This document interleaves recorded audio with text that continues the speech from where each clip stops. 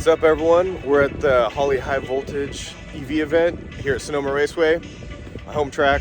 Love this place. And we got a bunch of cool shit going on here, and I hope you enjoy. Thanks for joining. See you on the next one. All right, everyone, this is Fruit. What's going on? How are you, man? I'm all right. It's a different day. We're here at Holley High Voltage, and I am able to drive this amazing machine. So that looks badass. It is. It's quite incredible. It's a 2017 Camaro. It's got a little bit of a newer front on it, and it's powered by a Tesla motor in the rear. One motor, and because of that, actually, it has a 49-51 weight distribution. Really? And not the craziest power. It's about 500 horsepower, 800 foot-pounds of torque. But it's really well balanced, and it's honestly a blast to drive. Awesome. Yep. So you're going to be up here in about 15-20 minutes, right? Yep, we'll be doing a drift demo out here in about 15 minutes. Badass. I will catch that. Thank you so much for your time. My pleasure. Kick ass, man. Yeah.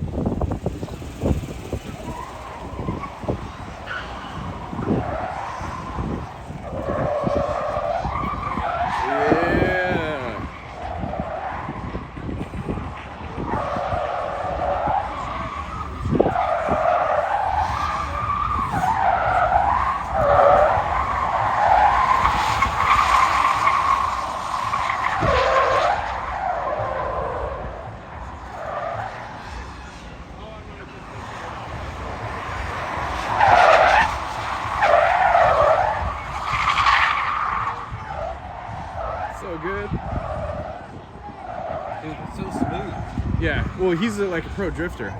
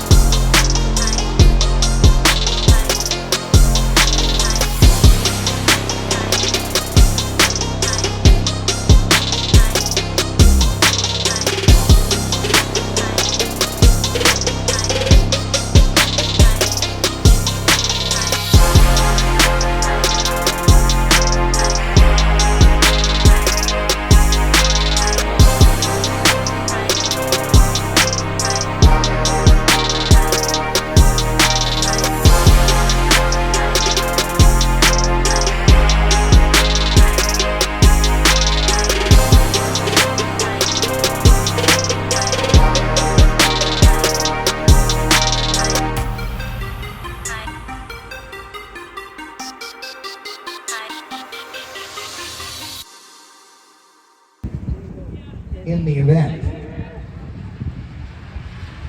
Couple of plaids leaving the line side by side. Our autocross sponsor, Revolting's own Jordan Priestley over there in the left lane. Jordan having an issue in that car, it looks like. It's 11. Hi everybody, I'm Steve Huff. I'm the driver and designer of this car that we first named Current Technology. Now it's represents the Faster Than Cancer Foundation, nonprofit organization that we started this year to help young people get scholarships to go to vocational and trade schools to learn how to build these types of things. What we've got here is the world's fastest electric dragster, the fastest accelerated electric car in history. What we just did today, 5 minutes ago, we made the world's fastest electric car pass. We went 202.82 miles per hour Awesome. in 7.5 seconds. So, from a standing start, of course. The quick nickel tour, we run an 800 volt DC battery, custom built, contains 1.6 million watts of energy, which based on average US household lighting consumption, it's enough to light 2,400 homes in the United States. It's a big battery, a lot of power. At 800 volts, we've split it into 4 circuits because ultimately we have 4 motors underneath here. So we come out with 4 circuits of 800 volt DC, we invert that to 800 volts, 3-phase AC, and distribute it approximately 500 amps per motor. We're battery limited, that's all the amperage our battery has. Our motors could actually handle about another 20% each. But until we have a bigger battery, that's not gonna happen.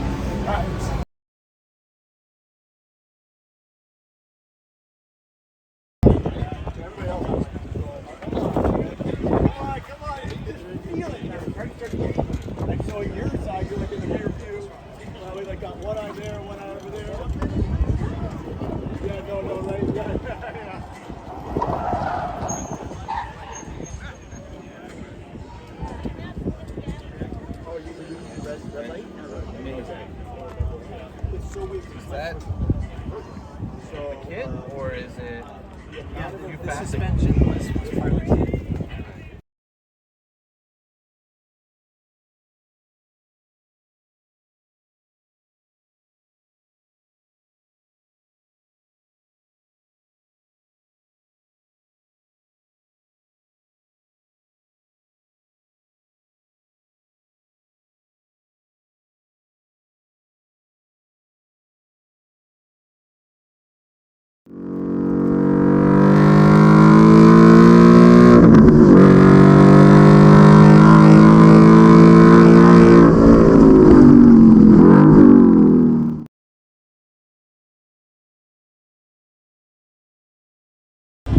This is Jacob Graham out of Reno, and he's got this badass set of creations here. Can you walk us through this real quick? Sure. Should come on over. So this is a 2006 YZ450F.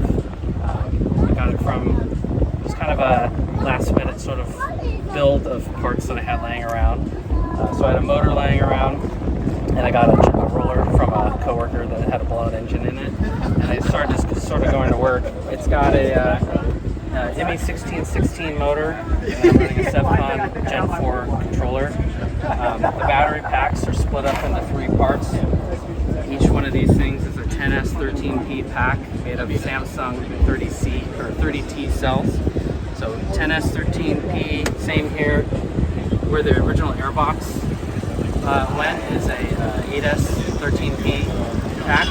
They're all connected in series. I'm using a Ziva EBMS engine management, or sorry, for battery management, and that has little satellite modules that connect to each other over CAN. So we've got a module here, here, and there, and then underneath, kind of inside, is the main control unit.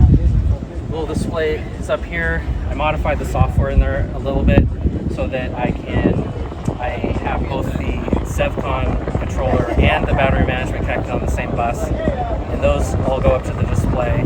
Wrote a little bit of software so I can have kind of a summary screen of temperatures for like a battery, motor, inverter, and as well as kind of tying together the BMS, high cell, low cell stuff into the Sevcon so that I can start pulling power if I'm, getting close on a cell. But it's been kind of a fun little project. The biggest challenge with it is packaging. So Sure. It was just a lot of work on that front. Sounds like a lot of fun and pretty dangerous as fuck. Yeah, no, it totally is. Because the sketchiest part was doing all the building the battery packs themselves.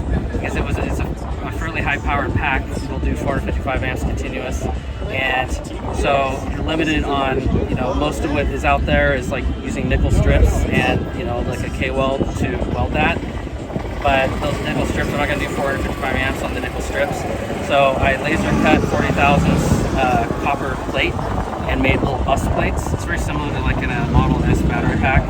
So I made little copper bus plates, and then I actually used the nickel as interconnects because it's really short. You can get away with that 35 amp per cell, and they basically become like little mini fusible links.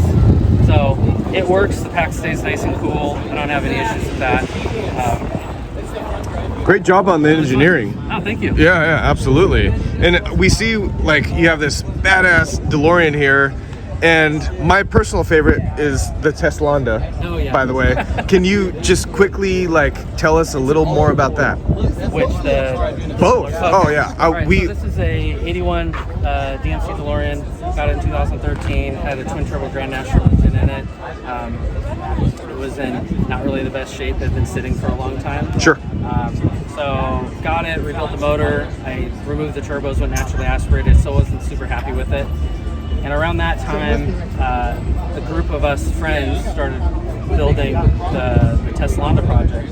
And so, you know, I'll come back over to that. But out of that, kind of inspired me to get to do more of the EV stuff. And I wanted to do more. My background's in engineering. I wanted to do more of a scratch build of like the inverter as a big electronics project. Sure. So if you come around, that's kind of the main thing with this. So it's it has a Nissan Leaf drive unit in it.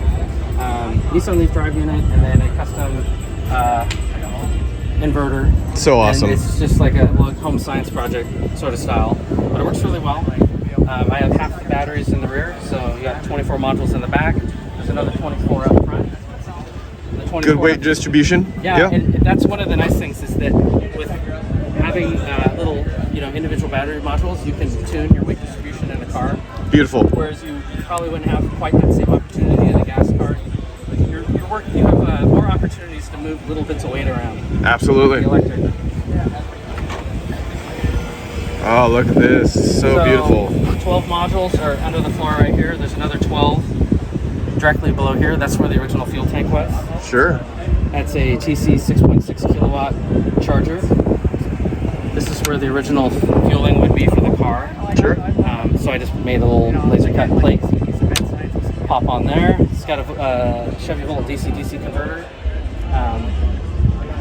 And that's, so I wanted to keep the interior largely stock-ish, so it wasn't It's so awesome. Obviously I have a little BMS display right now, temporarily, but for this, I went with,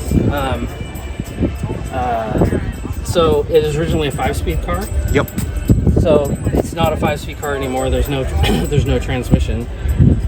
This is just a mode selector now. So this is reverse, that's drive. So I built a little assembly that fits inside of that boot, has some micro switches. Good deal. It's just a mode selector. And then interior wise, redid the headliner in Alcantara, wrapped the steering wheel in the same stuff, these little front bolsters. The logo on the steering wheel is a really nice touch, by the way. Yeah, that was all lasered in. That's really, really nice. Thank you. It's all about the subtle details, I feel. I always like the detail stuff, so it's, it's like 80% of it's like the last 20% of a build is 80% of your time. Yeah. That's where I start getting really have fun playing with it. Yeah. Because I try to put in. It's fun just kind of detailing it up and figuring out like nice, clever little things to add to the project. And so Jacob, yeah. Clearly, you're a craftsman. This is what I'm taking away from this. And so just a real quick, can you give me just a quick insight in your background? You said you went to school, you're an engineer, just a real quick background on that. Yeah, my background is in computer engineering and software engineering. I went to Oregon Tech. Okay. And then after Oregon Tech, I kind of mostly focused on the software end of my schooling. I mostly was focused on the software side of stuff, and so then I was involved in a couple of different startups, worked in the gaming industry for a little bit. Got it. Now I'm CTO of a company called SendCutSend. We do online laser cutting. So customers upload their there we go, the logo. Customers upload their designs to the website, they get instantly uploaded, we cut it, ship it to you. Got it. And so obviously with that, it gave me access to laser cutting stuff. So that's why the theme here on all the vehicles is lots of laser cutting. Sure. So, this is an efficient process. Well, after doing that, I can't. It's hard to want to go back and do hand fabricating anything. Right. Because you're like, well, it's so clean and nice. Yeah. So. And it's ready to rock. Yeah. And so we have the Teslanda here, which Yeah. So this gives me a huge Woody right now.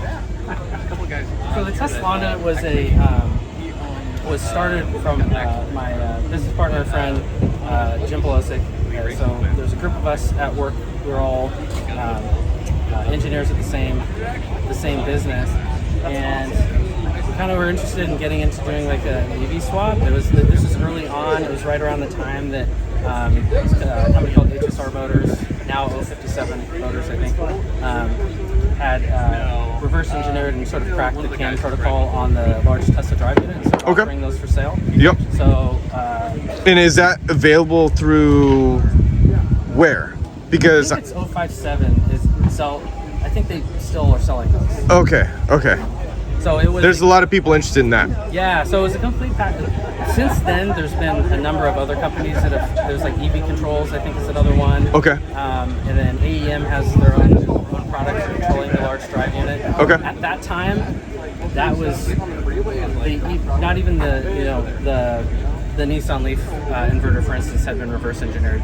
So that was the one that was like, you can take an OE, drive unit and be able to control it and run it in your car. So just prior to that, our friend bought this 81 Honda Accord. It was a stock 5-speed Accord. He had it because it was his first. Pretty sure that was his first car, and we used to just bomb around on it at the shop, and it was just kind of it's just a goofy little car to drive around. And so then, as we would often do, we'd get in these little brainstorm sessions on some sort of a wacky project to do, and so we started thinking about doing a Tesla-powered, or not just a Tesla, we thought about just doing an EV conversion on this car in general. We were looking at maybe like Nissan Leaf, could have been anything, and then it just starts escalating from there, and then it's like, let's just stuff a big, large drive unit. And so that's kind of where that went. It has if you peek underneath, it has it's the full Model S subframe. That's awesome. Which is wild. Obviously that thing is way wider than than that 81 Accord. But that's okay. That's okay. It fits. It gives it this glorious presence. Glorious presence. So it's it's a performance large drive unit, whole rear end assembly. Basically, we fabricated the bits in order to graft that to the original. This is a unibody car. It's grafted to the original rear subframe. You can kind of peer under here a little bit and see it. It's just like a whole ladder assembly in here. Wow. And it locates it.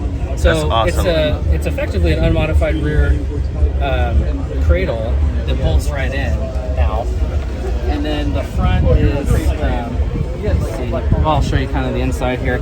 When we first did it, it had a full interior, and then we tracked it, and they told us we can't do that anymore. Yeah. So we had to cage it. Yep. And so now it's caged. It has a Chevy Volt battery pack in it. I'll show you that.